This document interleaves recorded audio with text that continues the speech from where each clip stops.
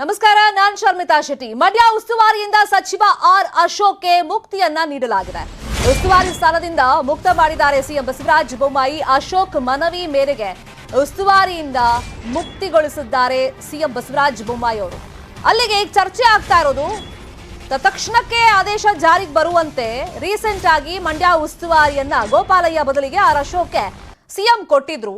ಆದ್ರೆ ಚುನಾವಣೆಗೂ ಮುನ್ನವೇ ಶಸ್ತ್ರತ್ಯಾಗ ಮಾಡಿಬಿಟ್ರ ಅಶೋಕ್ ಅಂತ ಚರ್ಚೆಗಳು ನಡೀತಾ ಇದೆ. ಮಂಡ್ಯಕ್ಕೆ ಅವರು ವಿಸಿಟ್ ಮಾಡಿದಂತ ಟೈಮ್ ನಲ್ಲಿ ಸ್ವಪಕ್ಷೀಯರೇ ಅವ್ರ ವಿರುದ್ಧ ಅಸಮಾಧಾನ ವ್ಯಕ್ತಪಡಿಸಿದ್ರು. ಸೋಷಿಯಲ್ ಮೀಡಿಯಾ ಮತ್ತೆ ಕೆಲವೊಂದು ಪೋಸ್ಟರ್ಗಳನ್ನ ಅಂಟಿಸಿ ಗೋ ಬ್ಯಾಕ್ ಅಂತ ಹೇಳಿ ಮುಜುಗರಕ್ಕೆ ಒಳಗಾಗಿದ್ರು ಆರ್ ಅಶೋಕ್ ಅವರು. ಮುಂದೆ ಸೋಲಿನ ಹೊಣೆ ಭಯದಿಂದ ಮುಕ್ತಗೊಳಿಸಿ ಅಂತ ಹೇಳಿ ಅವರೇ ಫಸ್ಟ್ ರಿಕ್ವೆಸ್ಟ್ ಅನ್ನ ಮಾಡ್ಕೊಂಡಿದ್ರು, ಪತ್ರವನ್ನ ಬರೆದಿದ್ರು ಸಿಎಂಗೆ. ಈಗ ಸಿಎಂ ಅಧಿಕೃತವಾಗಿ ಹೇಳಿದ್ದಾರೆ ಮಂಡ್ಯ ಉಸ್ತುವಾರಿಯಿಂದ ಸಚಿವ ಆರ್ ಅಶೋಕ್ ಅವರನ್ನ ಮುಕ್ತಿಗೊಳಿಸಲಾಗಿದೆ. ಬೆಂಗಳೂರು ಸುತ್ತಮುತ್ತಲಿನ ಜಿಲ್ಲೆಗಳ ಹಕ್ಕುಪತ್ರ ಸುಮಾರು 10,000 ಜನಕ್ಕೆ ಕೊಡುವಂಥ ಕಾರ್ಯಕ್ರಮ ಇದೆ. ಮನೆ ಮನೆಗೆ ಅದು ಗ್ರಾಮ ಕಡೆ ಡಿಸಿಗಳ ನಡೆ ಏನಿದೆ ಅದನ್ನು ನಾನು ಅವರಿಗೆ ಇನ್ನಷ್ಟು ವ್ಯಾಪಕವಾಗಿ ಆ ಕೆಲಸವನ್ನು ಮಾಡಬೇಕಂತ ನಾನು ಈಗಾಗಲೇ ಸೂಚನೆಯನ್ನು ಕೊಟ್ಟಿದ್ದೇನೆ ಮತ್ತು ಅವರ ಗ್ರಾಮ ವಾಸ್ತವ್ಯ ಇದೆ. ಸೊ ಈ ಥರ ಹಲವಾರು ಕೆಲಸ ಕಾರ್ಯಗಳ ಮಧ್ಯೆ ಅವರಿಗೆ ಇದು ಕೆಂಪೇಗೌಡ ಬಸವೇಶ್ವರ ಸ್ಟ್ಯಾಚ್ಯೂನ ಸಮಿತಿಯ ಮುಖ್ಯಸ್ಥರು ಮಾಡಿದ್ದರಿಂದ ನಾನು ಈ ಎಲ್ಲ ಕಾರ್ಯಕ್ರಮಗಳಿಗೆ ಸಮಯ ಕೊಡಬೇಕು, ನ್ಯಾಯ ಕೊಡಬೇಕು. ಅದಕ್ಕಾಗಿ ನನ್ನನ್ನು ಮಂಡ್ಯ ಜಿಲ್ಲೆಯ ಜವಾಬ್ದಾರಿಯಿಂದ ನೀವು ಮುಕ್ತ ಮಾಡಿ ಅಂತ ಪತ್ರ ಬರೆದಿದ್ದಾರೆ. ಆ ಪತ್ರ ಬಂದಿದೆ. ಹೀಗಾಗಿ ಅವರ ಒಂದು ಆಶೆಯಂತೆ ಅವರ ಒಂದು ಇತರ ಕಾರ್ಯಕ್ರಮಗಳಿಗೆ ಅವರ ಏನು ಬದ್ಧತೆಯನ್ನು ತೋರಿಸಿದ್ದಾರೆ ಮನಗಂಡು ಮಂಡ್ಯ ಜಿಲ್ಲೆ ಉಸ್ತುವಾರಿಯಿಂದ ಅವರನ್ನು ಮುಕ್ತ ಮಾಡುವಂತಹ. ಇದೇ ವಿಚಾರವಾಗಿ ಮತ್ತಷ್ಟು ಮಾಹಿತಿಯನ್ನ ನೀಡೋದಕ್ಕೆ ನೇರ ಸಂಪರ್ಕದಲ್ಲಿ ಜಾಯಿನ್ ಆಗಿದ್ದಾರೆ ನಮ್ಮ ಪೊಲಿಟಿಕಲ್ ಬ್ಯೂರೋ ರಿಪೋರ್ಟರ್ ಕೃಷ್ಣ.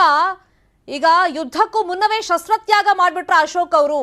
ಒಂದ್ ಕಡೆ ಸ್ವಪಕ್ಷೀಯರಿಂದಲೇ ಗೋ ಬ್ಯಾಕ್ ಮಂಡ್ಯದಿಂದ ಹೋಗಿ ಅಂತ ಹೇಳಿ ಒಂದು ಅಭಿಯಾನ ನಡೆಯಿತು. ಇನ್ನೊಂದು ಕಡೆ ಹೈಕಮಾಂಡ್ ಕೂಡ ಅಂದ್ರೆ ಬಿಜೆಪಿ ವರಿಷ್ಠರು ಒಂದು ಟಾಸ್ಕ್ ಕೊಡಬಹುದು, ಪದ್ಮನಾಭನಗರ ಕ್ಷೇತ್ರ ಹೊರಬಂದು ನೀವು ಒಕ್ಕಲಿಗ ಸಮುದಾಯದ ಪ್ರಬಲ ನಾಯಕ ಅಂತ ಗುರುತಿಸ್ಕೊಳ್ಳಿ ಅಂತ ಮಂಡ್ಯ ಉಸ್ತುವಾರಿಯನ್ನ ನೀಡಲಾಗಿತ್ತು. ಆದ್ರೆ ಅಶೋಕ್ ಅವರಿಗೆ ಏನೆಲ್ಲ ಭಯ ಕಾಣೋದಕ್ಕೆ ಶುರುವಾಯಿತು ಅಂತ ಹೇಳಿ ಮುಕ್ತಿಗೊಳಿಸಿದ್ದಾರೆ.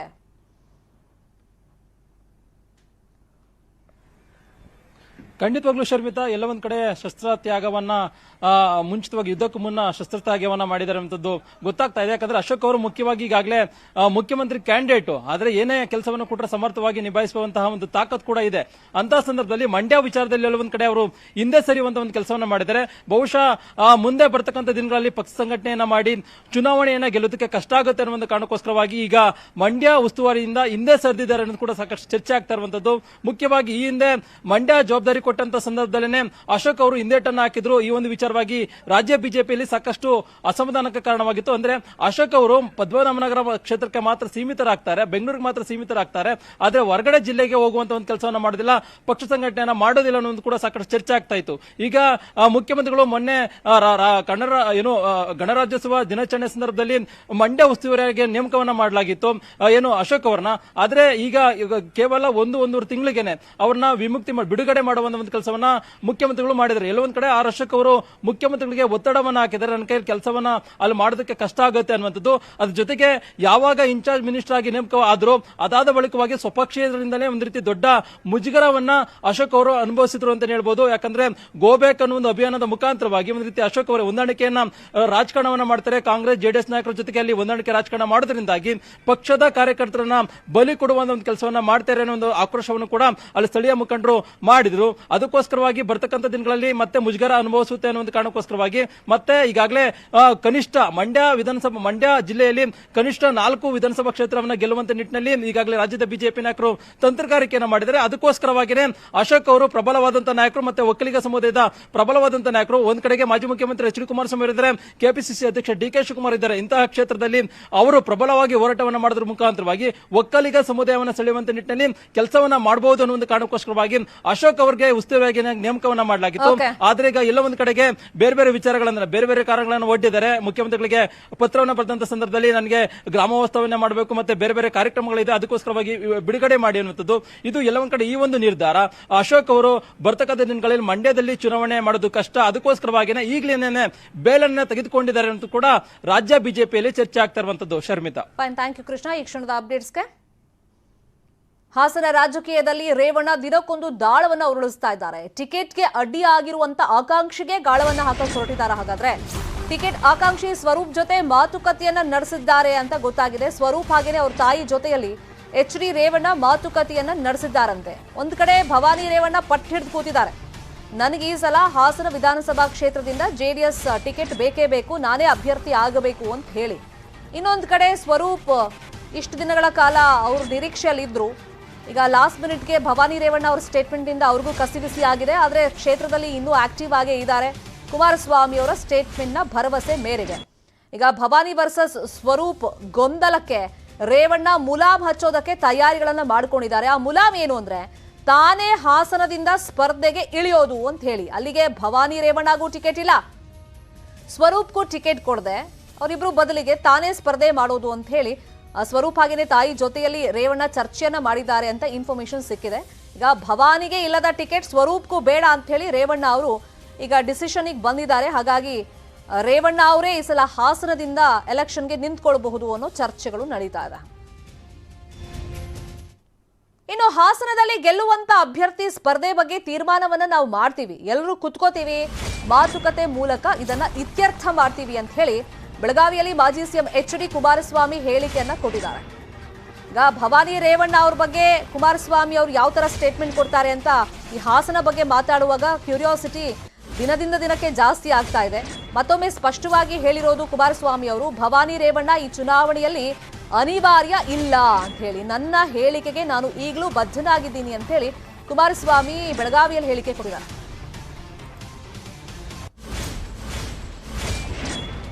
ಇಲ್ಲ, ಅವರು ನಾವು ಈಗಾಗಲೇ ಚರ್ಚೆ ಮಾಡಿದ್ದೇವೆ. ಕೂತು ನಾವು ಹಾಸನದಲ್ಲಿ ಗೆಲ್ತಕ್ಕಂಥ ದೃಷ್ಟಿಯಿಂದ ಏನು ತೀರ್ಮಾನಗಳು ಮಾಡಬೇಕು ಅಂತೇಳಿ ಈಗಾಗಲೇ ಚರ್ಚೆಗಳಾಗಿದೆ. ಈ ಮುಂದಿನ ಒಂದು ವಾರದಲ್ಲಿ ಹಾಸನದ ವಿಷಯದಲ್ಲೂ ಯಾವುದೇ ಗೊಂದಲಕ್ಕೆ ಅವಕಾಶ ಕೊಡದೆ ಎಲ್ಲ ಸುಗಮವಾದಂಥ ರೀತಿಯಲ್ಲೇ ತೀರ್ಮಾನಗಳಾಗುತ್ತೆ. ಏನು ನೋಡೋಣ ಏನೇನು ತೀರ್ಮಾನ. ನಾವು ಚುನಾವಣೆಯಲ್ಲಿ ಗೆಲ್ಲಬೇಕಾದಂಥ ಹಿನ್ನೆಲೆಯಲ್ಲಿ ನಾವು ಏನು ತೀರ್ಮಾನ ಮಾಡಬೇಕು ಮಾಡ್ತೀವಿ, ಯಾವುದೇ ಗೊಂದಲ ಇರಲ್ಲ. ಆದರೆ ಭವಾನಿ ರೇವಣ್ಣ ಅವರು ಈ ಚುನಾವಣೆಯಲ್ಲಿ ಅನಿವಾರ್ಯ ಅಲ್ಲ ಅಂತಕ್ಕಂಥದ್ದು ಹೇಳಿದ್ದಾರೆ. ಅದು ಇವತ್ತು ಸ್ಪಷ್ಟವಾಗಿ ಹೇಳ್ತೇನೆ, ಅದರಲ್ಲಿ ಯಾವ ಗೊಂದಲಗಳು ಬೇಕಾಗಿಲ್ಲ. ನಾವು ಕೂತು ಹಾಸನ ಮತ್ತು ಹೊಳೆನರಸೀಪುರ ಎರಡೂ ಕ್ಷೇತ್ರದಲ್ಲಿ ಏನು ತೀರ್ಮಾನಗಳಾಗಬೇಕು ಅಂತಕ್ಕಂಥದ್ದು ನಾವು ಪಕ್ಷದ ಚೌಕಟ್ಟಿನಲ್ಲಿ ತೀರ್ಮಾನ ಮಾಡ್ತೀವಿ. ಇನ್ನು ಟಿಕೆಟ್ ಫೈಟ್ ಮಧ್ಯೆ ಶಾಸಕ ಪ್ರೀತಮ್ ಗೌಡ ಹಾಗೇನೆ ಭವಾನಿ ರೇವಣ್ಣ ಮುಖಾಮುಖಿ ಆಗಿದ್ದಾರೆ. ಎಲ್ಲಿ ಅಂದ್ರೆ ಹಾಸನದ ಖಾಸಗಿ ಹೋಟೆಲ್ನಲ್ಲಿ ಇಬ್ರು ಮುಖಾಮುಖಿ ಆಗಿದ್ದಾರೆ. ಕಾರ್ಯಕ್ರಮದಲ್ಲಿ ಮಾತಾಡ್ತಾ ನಿಂತಿದ್ರು ಶಾಸಕ ಪ್ರೀತಮ್ ಗೌಡ. ಅದೇ ಟೈಮ್ನಲ್ಲಿ ಕಾರ್ಯಕ್ರಮಕ್ಕೆ ಆಗಮಿಸಿದ್ದಾರೆ ಭವಾನಿ ರೇವಣ್ಣ. ಈ ವೇಳೆ ಒಬ್ಬರ ಮುಖವನ್ನ ಮತ್ತೊಬ್ರು ನೋಡ್ಕೊಂಡಿಲ್ಲ ಅಂತ ಇನ್ಫಾರ್ಮೇಶನ್ ಇರೋದು. ರೇವಣ್ಣ ಕುಟುಂಬಕ್ಕೆ ಹಿಂದೆ ಪ್ರೀತಮ್ ಗೌಡ ಸವಾಲನ್ನ ಹಾಕಿದ್ರು. ಇದೇ ವೇಳೆ ಮಾತನಾಡಿರುವಂತಹ ಪ್ರೀತಮ್ ಗೌಡ, ನಾನು 18 ತಿಂಗಳ ಹಿಂದೆ ಹಾಕಿದ ಸವಾಲಿಗೆ ಇಷ್ಟು ದಿನ ಸಮಯ ತಗೊಂಡು ಈಗ ಪ್ರತಿಕ್ರಿಯೆ ಕೊಟ್ಟಿದ್ದಾರೆ. ನೆನ್ನೆ ಹೇಳಿರೋ ಮಾತಿಗೆ ಇವತ್ತು ಬದ್ಧ, ಇವತ್ತು ಹೇಳಿದ ಮಾತಿಗೆ ನಾಳೆನೂ ಬದ್ಧ, ಅದರಲ್ಲಿ ಚರ್ಚೆ ಏನಿದೆ ಅಂತ ಜೆಡಿಎಸ್ ನಾಯಕರಿಗೆ ಮತ್ತೆ ಟಾಂಗ್ ಕೊಟ್ಟಿದ್ದಾರೆ.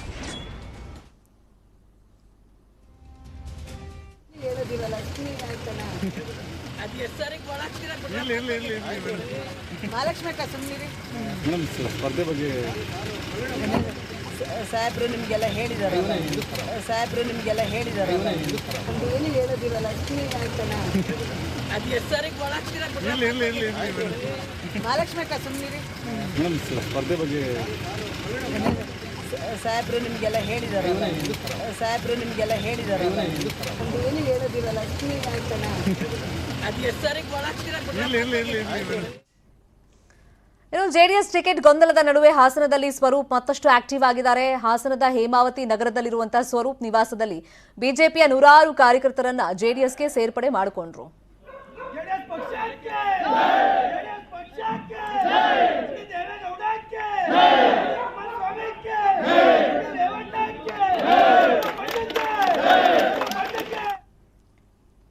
ನಿಂಬೆಹಣ್ಣು ವರ್ಕೌಟ್ ವರ್ಕೌಟ್ ಆಗಲ್ಲ ಅಂತ ಸಂಸದ ಡಿಕೆ ಸುರೇಶ್ ಹೇಳಿಕೆ ವಿಷಯವಾಗಿ ರೇವಣ್ಣ ಇವತ್ತು ಟಕ್ಕರ್ ಕೊಟ್ಟಿದ್ದಾರೆ. ನಮ್ಮ ಹತ್ರ ಯಾವ ನಿಂಬೆ ಹಣ್ಣು ಇಲ್ಲ, ಯಾವ ದೇವರು ಇಲ್ಲ, ನಮಗೆ ಹೊಳೆ ನರಸೀಪುರದ ಲಕ್ಷ್ಮೀ ನರಸಿಂಹ ಈಶ್ವರ ಇದ್ದಾರೆ. ಇವೆರಡು ಕಣ್ಣು ಬಿಟ್ಬಿಟ್ರೆ ಎಲ್ಲರನ್ನು ಸುಟ್ಟು ಭಸ್ಮ ಮಾಡ್ಬಿಡ್ತಾರೆ. ಲಕ್ಷ್ಮೀ ನರಸಿಂಹ ಅಂದ್ರೆ ಏನು ಹುಡುಗಾಟ ಅಂತ ತಿಳ್ಕೊಂಡಿದ್ದೀರಾ ನೀವು ಅಂತ ಸಂಸದ ಡಿಕೆ ಸುರೇಶ್ಗೆ ಮಾಜಿ ಸಚಿವ ರೇವಣ್ಣ ತಿರುಗೇಟನ್ನ ಕೊಟ್ಟಿದ್ದಾರೆ. ಈ ಹಿಂದೆ ಸುರೇಶ್ ಮಾತಾಡ್ತಾ ಯಾವುದೇ ಮಾಯಾ ಬಾಟ ಎಲ್ಲ ನಡೆಯಲ್ಲ, ನಿಂಬೆ ಹಣ್ಣು ಅವರಿಗೆ ರಿವರ್ಸ್ ಆಗಬೇಕು, ಕಾಂಗ್ರೆಸ್ ಗೆಲ್ಸಿದ್ರೆ ನೋಡಿ ಅದು ಸಾಧ್ಯ ಅಂತ ಹೇಳಿ ಒಂದು ಸಾರ್ವಜನಿಕ ಸಭೆಯಲ್ಲಿ ಭಾಷಣ ಮಾಡುವಾಗ ಈ ತರ ಪದಗಳನ್ನು ಉಲ್ಲೇಖ ಮಾಡಿದ್ರು. ರೇವಣ್ಣ ಹೆಸರನ್ನು ಹೇಳಿರಲಿಲ್ಲ, ಪರೋಕ್ಷವಾಗಿ ಟಾಂಗ್ ಕೊಟ್ಟಿದ್ರು. ಅದಕ್ಕೆ ರೇವಣ್ಣ ಅವರ ಪ್ರತಿಕ್ರಿಯೆ ಹೀಗೆ. ಮಾಯಾ ಮಾಟ ಆಗ್ಲಿ, ನಿಂಬೆಹಣ್ಣಾಗ್ಲಿ, ನಿಂಬೆಹಣ್ಣು ವರ್ಕೌಟ್ ಆಗೋದಿಲ್ಲ. ಆ ತಾಯಿ ನಿಮಿಷಾಂಬಂಗೆ ಆ ನಿಂಬೆಹಣ್ಣನ್ನ ಎಲ್ಲರೂ ಅಲ್ಪಿಸ್ಬಿಡಿ. ಎಲ್ಲರೂ ರಿವರ್ಸ್ ಆಗ್ಬೇಕು ಈ ಸಾರಿ. ಯಾವತರ ಆ ನಿಂಬೆಹಣ್ಣು ರಿವರ್ಸ್ ಆಗ್ಬೇಕು, ವರ್ಕ್ ಆಗ್ಬಾರ್ದು. ಅದು ಯಾರಿಗಾಗಬೇಕು ಅಂತ ಅಂದ್ರೆ ಈ ಕ್ಷೇತ್ರದಿಂದ ಕಾಂಗ್ರೆಸ್ ಪಕ್ಷದ ಅಭ್ಯರ್ಥಿ ಯಾರೇ ಆದ್ರೂ ನಾವೆಲ್ಲರೂ ಕೂಡ ಗೆಲ್ಲಿಸ್ತೇವೆ ಅಂತಕ್ಕಂತ ಸಂಕಲ್ಪವನ್ನ ತಾವು ಮಾಡಬೇಕು. ಅಪ್ಪ ದೊಡ್ಡವರಿದ್ದಾರೆ, ಅವ್ರದ್ದು ಒಳ್ಳೆ 60 ವರ್ಷದ್ದು ಓಲ್ಡ್ ಬಸ್ ಇದೆ. ಅದು ಅವ್ರಿಗೆ ಭಗವಂತ ಒಳ್ಳೇದು ಮಾಡಿ ಆ ಓಲ್ಡ್ ಬಸ್ಸು ಎಲ್ಲೆಲ್ಲೂ ನಿಂತ್ಕೊಳ್ಳೋದು ಬೇಡ. ಅದು ಒಂದು ಹೊಸ ಇನ್ನೂ ಒಂದು ಬಸ್ ತಗೊಂಡು ಓಡಾಡಿ ಯಾರ್ಯಾರು ಬೇಕೋ ಕಾಂಗ್ರೆಸ್ 2 ವರ್ಷದಿಂದ ಜಿಲ್ಲೆಯಲ್ಲಿ ಟೂರ್ ಮಾಡ್ತಾವ್ರೆ. ಭಗವಂತ ಅವ್ರಿಗೆ ಒಳ್ಳೇದು ಮಾಡಲಪ್ಪ. ದೊಡ್ಡವರಿದ್ದಾರೆ ಇವರು. ನಮಗೆ ಯಾವ ನಿಂಬೆಹಣ್ಣು ನಮ್ಮ ಹತ್ರ ಇಲ್ಲ, ಯಾವ ದೇವರು ಇಲ್ಲ. ನಮ್ಗೆ ಒಳ್ಳೆ ಲಕ್ಷ್ಮೀ ನರಸಿಂಹ ಈಶ್ವರ ಇವೆರಡು ಕಣ್ಣು ಬಿಟ್ಟರೆ ಎಲ್ಲರೂ ಭಸ್ಮ ಮಾಡುತ್ತೆ. ಲಕ್ಷ್ಮೀ ನರಸಿಂಹ ಅಂದರೆ ಏನು ಹುಡುಗಾಟ ಅಂತ ತಿಳ್ಕೊಂಡ. ನಮ್ಮ ಹತ್ರ 2 ದೇವರು ಇರೋರಿಗೆ ನಮ್ಮ ಯಾರೇನು ರಂಗನಾಥ ಮಾನ್ಕೆರೆ, ರಂಗನಾಥ, ಲಕ್ಷ್ಮೀ ನರಸಿಂಹ. ಇವತ್ತೇನಾದ್ರು ನಮ್ಗೆ ರಾಜಕೀಯ ಶಕ್ತಿ ಕೊಟ್ಟಿದ್ರೆ ನಮ್ಮ ದೇವರು ಉಳ್ಕೊಂಡಿದ್ದೀವಿ. ಕ್ಷೇತ್ರದ ಜನ ಹೇಳಿದ ಪಕ್ಷದಿಂದ ನಾನು ಸ್ಪರ್ಧೆ ಮಾಡ್ತೀನಿ, ಜೆಡಿಎಸ್ ಅಥವಾ ಕಾಂಗ್ರೆಸ್ ಯಾವ ಪಕ್ಷಕ್ಕೆ ಹೇಳ್ತಾರೋ ಅಲ್ಲಿಂದಲೇ ಸ್ಪರ್ಧೆ ಅಂತ ಹೇಳಿ ಬೆಂಗಳೂರಲ್ಲಿ ಅರಸೀಕೆರೆ ಕ್ಷೇತ್ರದ ಶಾಸಕ ಶಿವಲಿಂಗೇಗೌಡ ಹೇಳಿಕೆಯನ್ನ ಕೊಟ್ಟಿದ್ದಾರೆ. ಈಗ ಶಿವಲಿಂಗೇಗೌಡರು ಅತಂತ್ರರಾದ್ರ ಅನ್ನೋ ಚರ್ಚೆಗಳು ನಡೀತಾ ಇತ್ತು. ಆಲ್ರೆಡಿ ಜೆಡಿಎಸ್ ಇಂದ ಒಂದು ಹೆಜ್ಜೆಯನ್ನ ಹೊರಗಡೆ ಇಟ್ಟಿರುವಂತಹ ಶಿವಲಿಂಗೇಗೌಡರಿಗೆ ಜೆಡಿಎಸ್ ಅವರು ಟಕ್ಕರ್ ಕೊಟ್ಟಿದ್ದಾಗಿದೆ. ಯಾಕಂದ್ರೆ ಅರಸೀಕೆರೆಯಲ್ಲಿ ಹೊಸ ಜೆಡಿಎಸ್ ಆಫೀಸ್ ಅನ್ನ ಓಪನ್ ಮಾಡಿದ್ದಾಗಿದೆ. ಇನ್ನೊಂದ್ ಕಡೆ ಅವ್ರು ಕಾಂಗ್ರೆಸ್ ಸೇರ್ಪಡೆಗೆ ಕಾಂಗ್ರೆಸ್ ಅಲ್ಲಿ ಒಂದಿಷ್ಟು ವಿರೋಧಗಳು ವ್ಯಕ್ತವಾಗ್ತಾ ಇದೆ. ಈಗ ಯಾವ ಪಕ್ಷದಿಂದ ಅವ್ರು ಸ್ಪರ್ಧೆ ಮಾಡ್ತಾರೆ ಅನ್ನೋ ಕುತೂಹಲ. ಕಾರಣ ಅವ್ರದ್ದೊಂದು ಆಡಿಯೋ ಸಿಕ್ಕಾಪಟ್ಟೆ ವೈರಲ್ ಆಗಿತ್ತು. ಕಾಂಗ್ರೆಸ್ ಇಂದ ಸ್ಪರ್ಧೆ ಮಾಡಿದ್ರೆ ಸುಮಾರು 50,000 ಲೀಡ್ ಇಂದ ತಾನು ಗೆಲ್ತೀನಿ ಅಂತ ಹೇಳ್ಕೊಂಡಿರೋದು. ನನ್ನ ಕ್ಷೇತ್ರದಲ್ಲಿ ನನಗೆ ಮಾಹಿತಿ ಇಲ್ಲದೆ ಜೆಡಿಎಸ್ ಸಭೆ ನಡೆಸಿದ್ದಾರೆ.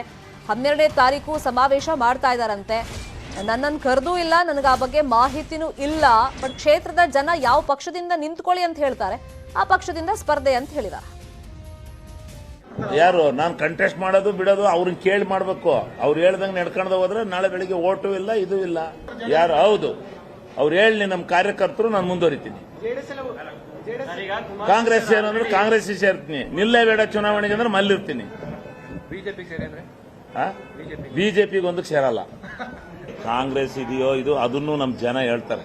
ನೀ ಕಾಂಗ್ರೆಸ್ಗೆ ಹೋಗು, ನೀ JDSಗೆ ಹೋಗು ಇರು, ಅದನ್ನು ನಮ್ಮ ಜನ ಹೇಳ್ತಾರೆ, ನಮ್ಮ ಮತದಾರರು ಹೇಳ್ತಾರೆ. ಅವರು ಮತದಾರರು ಹೇಳೋವರೆಗೂ ಕಾಯೋಣ ಒಂದು ಸ್ವಲ್ಪ. ಏನು ಅವ್ರಿಗೂ ಅವಕಾಶ ಕೊಡ್ಬೇಕಲ್ಲ ನಾವು. ನಾನ್ ಮಾಡಿಲ್ಲ ಸಮಾವೇಶ. ಅವರು ನನ್ನ ವಿರುದ್ಧ ಕ್ಯಾಂಡಿಡೇಟ್ ಅಂದ್ರೆ ಸಮಾವೇಶ ಮಾಡಿದ್ರೆ ನಾನು ಹೋಗಕ್ಕಾಗತ್ತೆ ಹೇಳ? ಇಲ್ಲ, ಪಂಚರತ್ನ ಅಲ್ಲ ಅದು, ಕಾರ್ಯಕರ್ತರು ಸಮಾವೇಶ ಮಾಡ್ತಾವ್ರೆ. ಪಂಚರತ್ನ ಅಲ್ಲ, ಕಾರ್ಯಕರ್ತರ ಸಮಾವೇಶ. ನನ್ನ ಲೀಡರ್ಶಿಪ್ ಅಲ್ಲಿ ನಾನೊಬ್ಬ MLA, ನನ್ನ ಲೀಡರ್ಶಿಪ್ ಅಲ್ಲಿ ನಡಿಬೇಕು, ಬೇರೆ ಲೀಡರ್ಶಿಪ್. ಬೆಂಗಳೂರಿನ ಶಿವಾನಂದ ಸರ್ಕಲ್ ಬಳಿಯಲ್ಲಿ ರಸ್ತೆ ಗುಂಡಿ ವಿಷಯವಾಗಿ ನ್ಯೂಸ್ 18 ನಲ್ಲಿ ನಾವು ವರದಿಯನ್ನ ಪ್ರಸಾರ ಮಾಡಿದ್ವಿ. ಆ ವರದಿ ಪ್ರಸಾರವಾದಂತ ಬೆನ್ನಲ್ಲೇ ಸ್ಥಳಕ್ಕೆ ಪಾಲಿಕೆ ಅಧಿಕಾರಿಗಳು ದೌಡಾಯಿಸಿದ್ದಾರೆ. ಸ್ಥಳಕ್ಕೆ AE ಭೇಟಿ ಕೊಟ್ಟು ಗುಂಡಿ ಮುಚ್ಚುವಂತೆ ಅಲ್ಲಿ ಸೂಚನೆಯನ್ನ ಕೊಟ್ಟಿದ್ದಾರೆ. ಪಾಲಿಕೆ ಸ್ಪೆಷಲ್ ಕಮಿಷನರ್ ರವೀಂದ್ರ ಅವರು ಈ ಸೂಚನೆ ಕೊಟ್ಟಿದ್ದಾರೆ. ಅಧಿಕಾರಿಗಳಿಗೆ ಕರೆ ಮಾಡಿ ಗುಂಡಿ ಮುಚ್ಚುವಂತೆ ಸಲಹೆಯನ್ನ ಕೊಟ್ಟಿದ್ದಾರೆ. BWSSP ಅಧಿಕಾರಿಗಳಿಗೂ ಫೋನ್ ಮೂಲಕ ಸೂಚನೆಯನ್ನ ಕೊಟ್ಟಿದ್ದಾರೆ. ಇಲ್ಲಿ ಸ್ಥಳೀಯರ ಆರೋಪ ಮಾಡ್ದಂಗೆ ಜಲಮಂಡಳಿಯವರು ಅಗದು ಹೋಗಿದ್ದಾರೆ. ಅದರ ಪರಿಣಾಮ ರಸ್ತೆ ಕುಸಿದಿದೆ, ಅಲ್ಲಿ ಗುಂಡಿ ಬಿದ್ದಿದೆ ಅಂತ ಹೇಳ್ತಾ ಇದ್ರು. ಆದ್ರೆ ಇಷ್ಟೆಲ್ಲ ಆಗಿದ್ರು ಕೂಡ ಅಧಿಕಾರಿಗಳ ಗಮನಕ್ಕೆ ಸಾರ್ವಜನಿಕ ರಂಜನ್ ಬೆಳಿಗ್ಗೆ ನೀವು ಎಕ್ಸ್ಪ್ಲೈನ್ ಮಾಡ್ತಾ ಇದ್ದಾಗ ಹೇಳ್ತಾ ಇದ್ರಿ ಅಧಿಕಾರಿಗಳ ಗಮನಕ್ಕೆ ತಂದ್ರೂ ಕೂಡ ಒಂಥರ ಜಾಣ ಕಿವುಡುತನ ಜಾಣ ಕುರುಡುತನ ಪ್ರದರ್ಶನ ಮಾಡ್ತಿದ್ರು ಅಂತ. ನ್ಯೂಸ್ 18 ಅಲ್ಲಿ ವರದಿ ಪ್ರಸಾರ ಆದ ಎಷ್ಟು ಗಂಟೆಗಳಲ್ಲಿ ಅಲ್ಲಿ ಅಧಿಕಾರಿಗಳು ಬಂದಿದ್ದಾರೆ, ಯಾವಾಗ ಸ್ಟಾರ್ಟ್ ಮಾಡ್ತಾರಂತೆ ಗುಂಡಿ ಮುಚ್ಚೋ ಕೆಲಸ? ಶರ್ಮಿತಾ, ಇವತ್ತು ಬೆಳಗ್ಗೆ ನ್ಯೂಸ್ 18 ನಲ್ಲಿ ವರದಿ ಪ್ರಸಾರ ಆಗಿತ್ತು. ಶಿವಾನಂದ ಸರ್ಕಲ್ ಬಳಿ ಏನು ಕಳೆದ 15 ದಿನಗಳಿಂದ ಗುಂಡಿ ಬಿದ್ದಿತ್ತು. ಏನು ಸ್ಥಳೀಯರು ಬಿಬಿಎಂಪಿ ಮತ್ತು ಬಿಡಬ್ಲ್ಯೂಸಿ ಕಂಪ್ಲೇಂಟ್ ಮಾಡಿದ್ರು ಅಧಿಕಾರಿಗಳು ಕಾರ್ಯನಿರ್ಲಿಲ್ಲ. ಇವತ್ತು ಬೆಳಗ್ಗೆ ನಾವು ಸುದ್ದಿ ಪ್ರಸಾರ ಮಾಡಿದ ಅರ್ಧ ಗಂಟೆಯೊಳಗಾಗಿ ಬಿಬಿಎಂಪಿ ಸ್ಪೆಷಲ್ ಕಮಿಷನರ್ ರವೀಂದ್ರ ಅವರು ಏನು ಬಿಬಿಎಂಪಿಯ ಎಇಗೆ ಸೂಚನೆ ಕೊಟ್ಟಿರುವಂತಹ ಸ್ಥಳಕ್ಕೆ ತೆರಳಿ ಅಲ್ಲಿರುವಂತಹ ಸಿಚುವೇಶನ್ ನ ಬ್ರೀಫ್ ನಂಗೆ ಕೊಡಬೇಕು ಅನ್ನುವಂತ ಸೂಚನೆ ಕೊಟ್ಟಿರುವಂತ ಜೊತೆಗೆ ಇದು ಏನಕ್ಕೋಸ್ಕರ ಗುಂಡಿ ಬಿದ್ದಿದೆ, ಜೊತೆಗೆ ಬಿಡಬ್ಲ್ಯೂಸಿಪಿ ಅಧಿಕಾರಿಗಳು ಒಂದ್ ವೇಳೆ ಪೈಪ್ ಲೈನ್ ನ ನೀರ್ ಲೀಕೇಜ್ ಆಗಿ ಗುಂಡಿ ಬಿದ್ದಿದೆ ಆಗಿದ್ರೆ ಅವರಿಗೂ ಕೂಡ ಸೂಚನೆ ಕೊಡಕ್ಕೆ ನೀಡಿರುವಂತದ್ದು. ಒಟ್ಟಾರೆಯಾಗಿ ಸ್ಥಳೀಯರು 15 ದಿನಗಳಿಂದ ಮನವಿ ಮಾಡಿದ್ರು ಕೂಡ ಬಿಬಿಎಂಪಿ ಅಧಿಕಾರಿಗಳು ಅಥವಾ ಬಿಡಬ್ಲ್ಯೂಸಿ ಅಧಿಕಾರಿಗಳು ಕಾರ್ಯ ಅಂತಿರ್ಲಿಲ್ಲ. ಆದ್ರೆ ಇವತ್ತು ನ್ಯೂಸ್ 18 ವರದಿ ಬೆನ್ನಲ್ಲೇ ಈಗ ಬಿಬಿಎಂಪಿಯ ಸ್ಪೆಷಲ್ ಕಮಿಷನರ್ ರವೀಂದ್ರ ಸೂಚನೆ ಕೊಟ್ಟಿರುವಂತದ್ದು. ಇವತ್ತು ಸಂಜೆ ಅಥವಾ ನಾಳೆ ಮಧ್ಯಾಹ್ನದೊಳಗೆ ಗುಂಡಿಯನ್ನ ಮುಸ್ತೀವಿ ಅನ್ನುವಂತಹ ಭರವಸೆಯನ್ನ ಕೊಟ್ಟಿರುವಂತದ್ದು. Sharmita, thank you Ranjan. Next ಅಪ್ಡೇಟ್ಸ್ಗೆ election bench comedy punch, political ಸೈನ್ಸ್ಗೆ ನವರಸದ ಟಚ್. ರಾಜಕಾರಣಿಗಳ ಪ್ರಕಾರ ಅವ್ರು ಮಾಡಿದ್ದೇ ಸರಿ ಸರಿ, ಇಂಥದ್ದನ್ನೆಲ್ಲ ಹಾಸ್ಯದ ಬಾಂಡ್ಯೊಳಗೆ ಹಾಕೊಂಡು ಹುರಿದು ಬಡಿಸುತ್ತೆ ನಮ್ಮ ಚುನಾವಣಾ ಚುರುಮುರಿ. ನೋಡಿ, ಎಂಜಾಯ್ ಮಾಡಿ.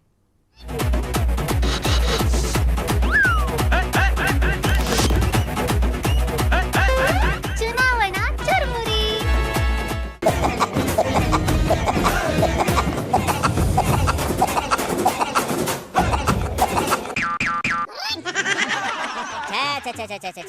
ಇಬ್ರಾಹಿಂ ಸಾಹೇಬ್ರೆ, ನೀವು ಹೀಗೆ ನಗ್ತಾ ಇದ್ರೆ ಜನ ನಾನಿನ್ನ ಬಿಡಲಾರೆ ಪಿಕ್ಚರ್ನ ನೋಡ್ತಿದೀವೇನೋ ಅನ್ಕೊಂಡ್ಬಿಡ್ತಾರೆ. ಮೊದ್ಲು ಮ್ಯಾಟ್ರಿಕ್ ಬನ್ನಿಪ್ಪ. ಇವತ್ತು ವರ್ಣಾದಲ್ಲಿ ಯಡಿಯೂರಪ್ಪನ ಸಹಕಾರ ಇಲ್ದಿದ್ರೆ ಸಿದ್ದರಾಮಯ್ಯ ಗೆಲ್ಲಕ್ ಸಾಧ್ಯ ಇಲ್ಲ. ಏನಂದ್ರೆ? ಇವತ್ತು ವರ್ಣಾದಲ್ಲಿ ಯಡಿಯೂರಪ್ಪನ ಸಹಕಾರ ಇಲ್ದಿದ್ರೆ ಸಿದ್ದರಾಮಯ್ಯ ಗೆಲ್ಲಕ್ ಸಾಧ್ಯ ಇಲ್ಲ. ಸಿದ್ದರಾಮಯ್ಯ ಗೆಲ್ಲಕ್ ಸಾಧ್ಯ ಇಲ್ಲ. ಎಂತ ಮಾತಾಡ್ಬಿಟ್ರಿ? ನಾನೇ ಸಜೆಸ್ಟ್ ಮಾಡಿದೆ ಅಲ್ಲಿ ಕೋಲಾರಕ್ ಬೇಡ ಅಂತ. ಅವ್ರ ಮಂದಿಯವರು ಹೇಳ್ಬಿಡ್ತು ನಿಲ್ಬೇಡ ನೀನು ಅಲ್ಲಿ ಅಂತ. ನಿಲ್ಬೇಡ ನೀನು ಅಲ್ಲಿ ಅಂತ ಉಪಾಧ್ಯಕ್ಷ ಎಲ್ಲ ಕರೆಕ್ಟ್ ಆಗಿ ಹೇಳ್ತಾವನೆ. ಅವ್ರ ಮಂದಿಯವರು ಹೇಳ್ತು ನೀನ್ ನಿಲ್ಬೇಡ ಅಂತ. ಅಯ್ಯೋ, ಮನೆ ದೇವ್ರೇ ತಲೆನ ಅಲ್ಲಾಡ್ಸಿದ್ಮೇಲೆ ಯಾವ ದಾಸಯ್ಯ ಯಾವ ಗಂಟೆ ಅಲ್ಲಾಡ್ಸಿ ಏನ್ ಪ್ರಯೋಜನ? ವಸ್ತು ದೋಷ ಇರ್ಬೇಕು ಗೌಡ್ರೆ. ಈ ವಿಷಯನ ಸಿದ್ದರಾಮಣ್ಣವ್ರಿಗೆ ಹೇಳೋಣ ಅಂದ್ರೆ ಅವರು ಯಾವ ಗೋಡೆನ ಹೊರಕೊಂಡು ನಿದ್ದೆ ಮಾಡ್ತಾವ್ರೋ ಏನೋ ಗೊತ್ತಿಲ್ವಲ್ಲಪ್ಪ.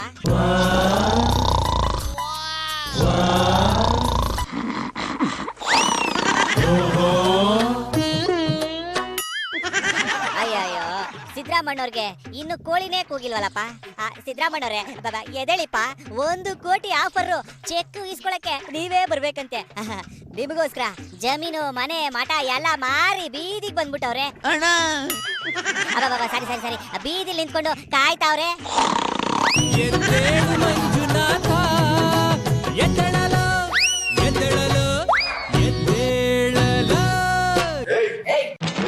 ಜಮೀನು 7 ಎಕರೆ ಹೊಲ ಮಾರಿವ್ ನಾವು. 15 ಲಕ್ಷಕ್ಕೆ 1 ಎಕರೆ, 1 ಕೋಟಿ ರೂಪಾಯಿ 20 ಲಕ್ಷದ 5 ಚೆಕ್ ಅವ. ನೀವು ಬಂದು ಸಹಿ ಮಾಡಿ ತಗೊಂಡು ನಮ್ಮ ಯಾದಗಿರಿ ಮತ್ತು ಕ್ಷೇತ್ರಕ್ಕೆ ಕಾಂಟೆಸ್ಟ್ ಮಾಡಬೇಕು ಕಾಂಗ್ರೆಸ್ಲಿಂದ.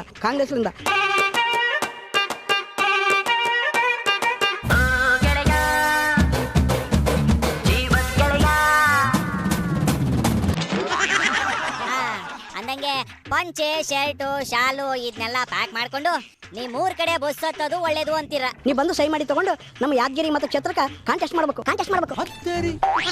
ಅಲ್ಲ, ಇರೋ 2 ಕಾಲಲ್ಲಿ 1 ಕಾಲು ಕೋಲಾರಕ್ಕೆ ಹೋಯ್ತೀನಿ ಅಂತ ಐತೆ, ಇನ್ನೊಂದು ಕಾಲ ನೀವು ನಮ್ಮ ಹತ್ರಕ್ಕೆ ಬನ್ನಿ ಅಂತ ಇದ್ದೀರಾ.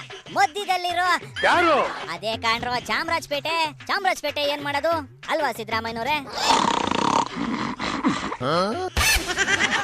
ಇವ್ರು ಇವತ್ತು ಎದ್ದಾಳಲ್ಲ ಅನ್ಸುತ್ತೆ ಕಣ್ರೋ. ನೋಡ್ರೆ ಡಿಕೆ ಅವ್ರು ಬಂದ ನೋಡು ಡಿಕೆ ಸಾಹೇಬ. ಬಂದೇ ಬಿಟ್ರಲ್ಲಪ್ಪ ಡಿಕೆ ಸಾಹೇಬ್ರೆ. ಸಿದ್ದರಾಮಣ್ಣವರು ಸಿಕ್ಕಾಪಟ್ಟೆ ನಿದ್ದೆ ಹೋಗ್ಬಿಟ್ಟವ್ರಪ್ಪ. ಒಂದು ಹಾಡು ಅಥವಾ ಕವನನೋ 2 ಲೈನ್ ಬಿಡಿಪ, ಆಗ್ಲಾದ್ರೂ ಎದ್ದೇಳ್ತಾರ ನೋಡೋಣ. ಕಮಲ ಕೆರೆಯಲ್ಲಿ ಇದ್ರೆ ಚಂದ. ಚೆನ್ನಾಗಿದೆ. ಆಮೇಲೆ ಈ ದಾನ ಧರ್ಮ ಮಾಡುವ ಕೈ ಅಧಿಕಾರದಲ್ಲಿದ್ರೆ ಚಂದ.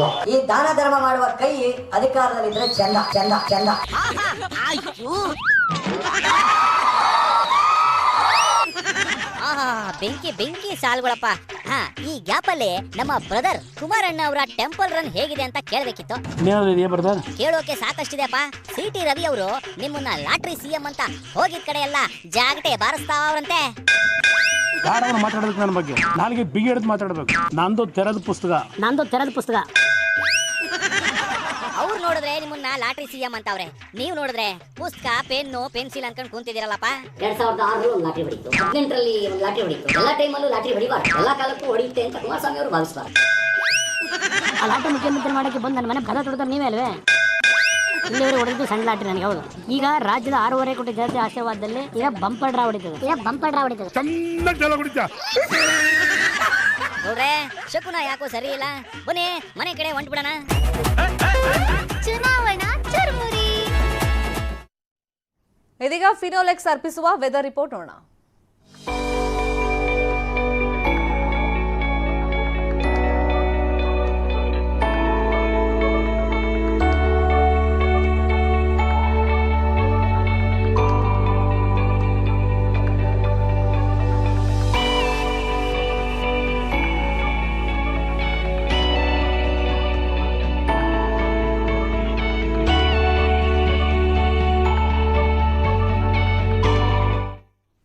ಇವಿಷ್ಟು ಸದ್ಯದ ನ್ಯೂಸ್ ಅಪ್ಡೇಟ್ಸ್. ನೋಡ್ತಾರೆ ನ್ಯೂಸ್ 18, ಜಾಲ ನಮ್ಮದು, ಬಲ ನಿಮ್ಮದು.